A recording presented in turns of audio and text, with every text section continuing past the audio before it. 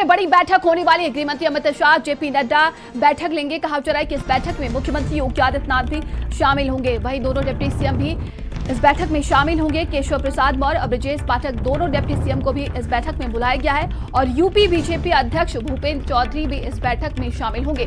तो प्रदेश संगठन महामंत्री धर्मपाल सिंह भी इस बैठक में शामिल होंगे। यूपी बताया जा रहा है उपचुनाव को लेकर बैठक में चर्चा की जाएगी। तो ये बड़ी खबर दिल्ली से है, जहां पर भारतीय जनता पार्टी की उत्तर प्रदेश के 10 विधानसभा सीटों पर उपचुनाव होने वाले हैं, जिसको लेकर कहा जा रहा है कि कल बड़ी बैठक की जाएगी, जिसमें मुख्यमंत्री योगी आदित्यनाथ, प्रदेश अध्यक्ष भूपेंद्र चौधरी, दोनों डिप्टी सीएम भी इस बैठक में बुलाए गए हैं। तो प्रदेश संगठन महामंत्री धर्मपाल भी इस बैठक में शामिल होंगे। बताया जा रहा है कि मुख्यमंत्री योगी आदित्यनाथ, दोनों डिप्टी सीएम देखिए इस बैठक में शामिल होंगे। तो 10 विधानसभा सीटों पर उपचुनाव होने वाले हैं उत्तर प्रदेश में, जिसको लेकर भारतीय जनता पार्टी लगातार तैयारियों में लगी हुई है। और इसी के साथ देखिए कहा जा रहा है कि कल दिल्ली में बड़ी बैठक होने वाली है। गृह मंत्री अमित शाह इस बैठक में शामिल होंगे और जेपी नड्डा भी इस बैठक में शामिल होंगे।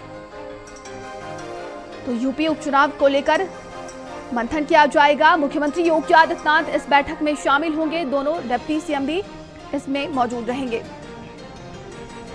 और ज्यादा जानकारी के साथ सहयोगी स्वाति और संदीप हमारे साथ जुड़ गए हैं। स्वाति, कहा जा रहा है कि कल दिल्ली में बड़ी बैठक होने वाली है। देखिए उत्तर प्रदेश में 10 विधानसभा सीटों पर उपचुनाव होने वाले हैं। क्या लगता है, प्रत्याशियों के नामों की चर्चा की जाएगी क्या?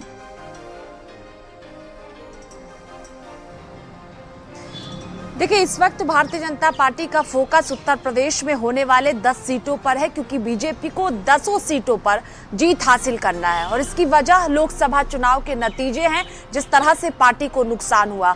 अब दिल्ली में कल उत्तर प्रदेश को लेकर बड़ी बैठक होने जा रही है। इस बैठक में गृह मंत्री अमित शाह मौजूद रहेंगे, राष्ट्रीय अध्यक्ष जेपी नड्डा मौजूद रहेंगे। और उत्तर प्रदेश की बात करें तो मुख्यमंत्री योगी आदित्यनाथ, दोनों डिप्टी सीएम, प्रदेश अध्यक्ष, संगठन महामंत्री प्रदेश के धर्मपाल मौजूद रहेंगे। इस बैठक में उपचुनाव को लेकर चर्चा होगी। और इसके साथ ही ये बैठक इसलिए भी महत्वपूर्ण है क्योंकि जब से लोकसभा चुनाव के नतीजे सामने आए हैं, खासतौर पर उत्तर प्रदेश में जो पार्टी को नुकसान हुआ है, उसके बाद पहली बार दिल्ली में एक साथ सभी नेताओं की बैठक होने जा रही है। क्योंकि अलग अलग मुलाकात तो हुई है, लेकिन लोकसभा चुनाव नतीजों के बाद एक साथ उत्तर प्रदेश के मुख्यमंत्री योगी आदित्यनाथ भी मौजूद रहेंगे, दोनों डिप्टी सीएम मौजूद रहेंगे, प्रदेश अध्यक्ष मौजूद रहेंगे, प्रदेश संगठन महामंत्री मौजूद रहेंगे। दिल्ली की बात करें तो गृह मंत्री अमित शाह, राष्ट्रीय अध्यक्ष जेपी नड्डा मौजूद रहेंगे। और शाम के वक्त बताया जा रहा है कि कल ये बैठक होगी और संभव है कि बीजेपी मुख्यालय में यह बैठक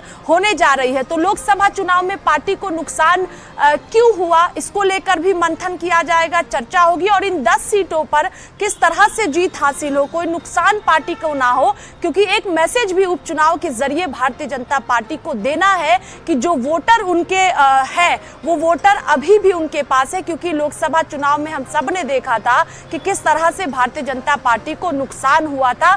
70 से ज्यादा सीटों का दावा बीजेपी के नेता कर रहे थे, लेकिन जो है 40 सीट भी भारतीय जनता पार्टी को नहीं मिल पाई थी। तो अब बड़ी बैठक दिल्ली में होने जा रही है। कल उपचुनाव को लेकर भी मंथन होगा। लोकसभा चुनाव के नतीजों में उत्तर प्रदेश में क्यों नुकसान हुआ पार्टी को, क्योंकि 27 में विधानसभा का चुनाव भी होना है, इसको लेकर भी मंथन कल दिल्ली में होने जा रहा है। जी बिल्कुल, हमारे साथ सहयोगी संदीप जुड़े हुए हैं। संदीप, देखिए भारतीय जनता पार्टी की बात की जाए तो हरियाणा की जीत को लेकर उत्साहित है और अब आगे की तैयारियों में जुट गई है। क्या लगता है किस तरह की रणनीति बनाई जाएगी कल यूपी को लेकर?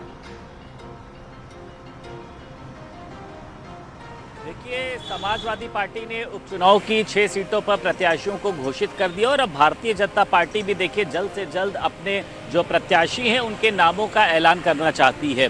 हाल ही में अभी लखनऊ में भाजपा कोर कमेटी की एक बैठक हुई थी, जिसमें ये कहा गया था कि एक एक सीट पर 3-3 नामों का पैनल तैयार किया गया, यानी लगभग 27 जो प्रत्याशी हैं उनके नामों को राज्य स्तर से दिल्ली भेजा गया है।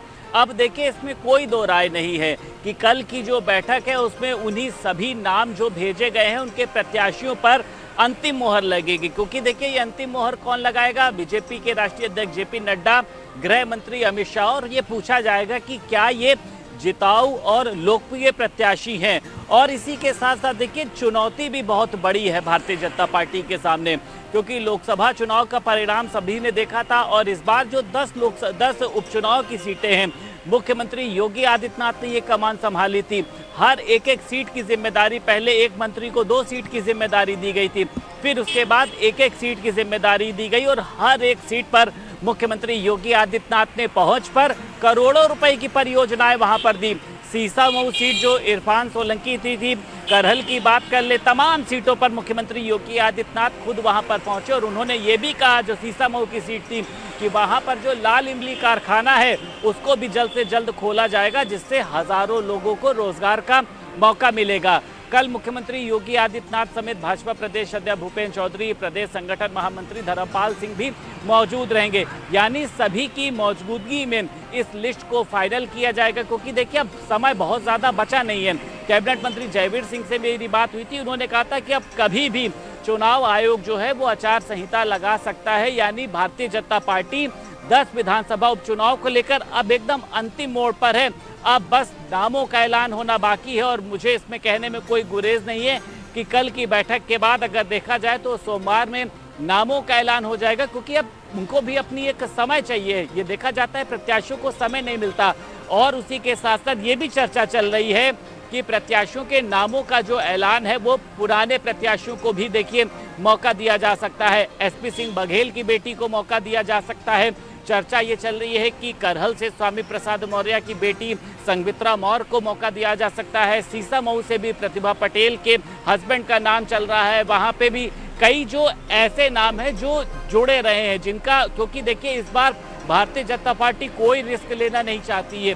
इस बार उसी को मौका दिया जाएगा जो जिताऊ प्रत्याशी रहेगा। हालांकि 50-50 सीट का रेशियो था, लेकिन भारतीय जनता पार्टी चाहती है कि कम से कम 5 और ज्यादा से ज्यादा 8 सीटों पर हम कमल खिला पाएं। जी संदीप, बिल्कुल हमारे साथ सहयोगी स्वाति लगातार बनी हुई है। स्वाति, देखिए चुनौतियां बड़ी हैं उत्तर प्रदेश में। बात की जाए तो एक तरफ इंडिया गठबंधन एक बार फिर से कह रहा है कि हम साथ में ही चुनाव लड़ेंगे यूपी में, तो ऐसे में क्या लगता है प्रत्याशियों के नामों का कल ऐलान कर दिया जाएगा क्या?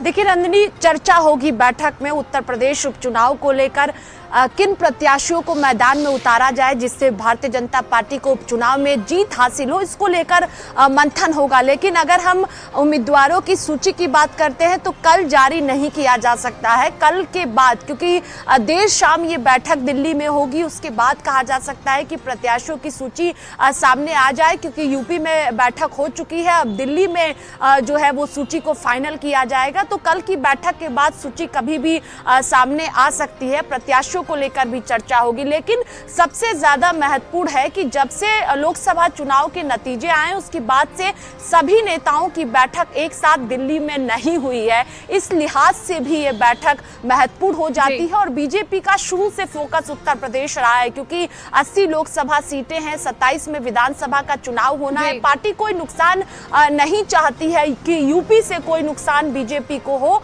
और यही वजह है कि जब हरियाणा का चुनाव खत्म हो चुका है, रिजल्ट आ चुका है, वहां से अब महाराष्ट्र झारखंड में विधानसभा का चुनाव होना है, पार्टी उससे पहले उत्तर प्रदेश को लेकर मंथन कर रही है। और जो लगातार एक मैसेज विपक्षी पार्टियों द्वारा दिया जा रहा है कि जो बीजेपी के वोटर है वो खिसक गए कहीं ना कहीं।